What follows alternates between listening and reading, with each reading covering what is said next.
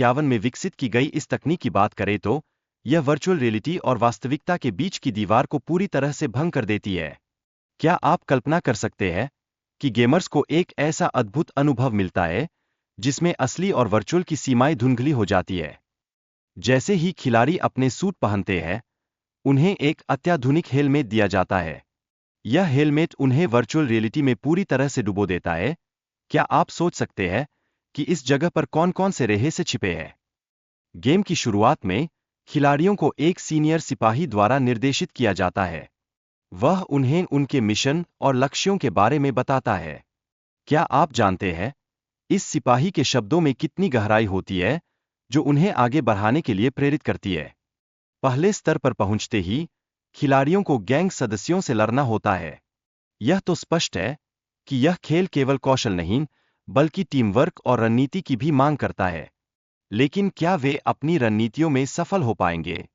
जैसे जैसे खेल आगे बढ़ता है, खिलाड़ियों को नए और अधिक उन्नत हथियार मिलते हैं।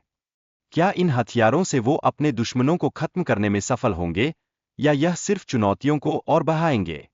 इतना यथार्थवादी अनुभव खिलाड़ियों के मानसिक स्वास्थ्य को भी प्रभावित कर सकता है। उनके लिए यह चिंता का विषय बन जाता है, क्या वे अपने निर्णय को सही दिशा में ले जाने में सफल होंगे, या डर उन्हें जकड़ लेगा?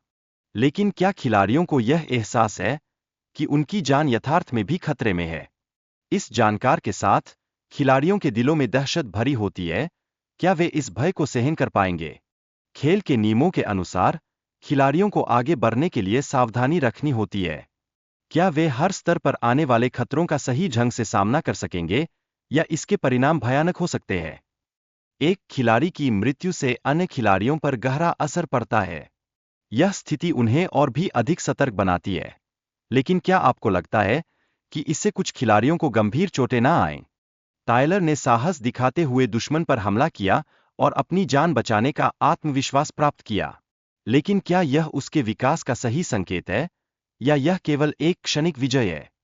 खेल में भाग लेने वाले सभी 8 सदस्यों के पास परिवार नहीं है। क्या उनके अकेलेपन की वजह से उन्हें ऐसे कठिन फैसले लेने पर मजबूर होना पड़ा, जो उनकी स्थिति को और भी गंभीर बना देता है?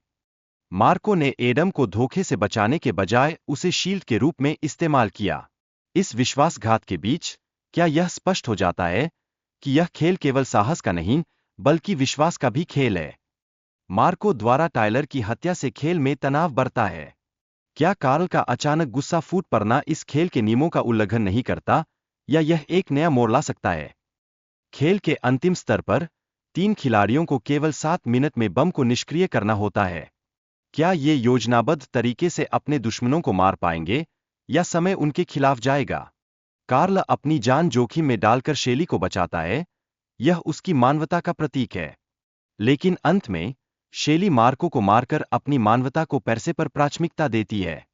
क्या यह असली मानवता की परिभाषा है, या केवल परिस्थिति का परिणाम?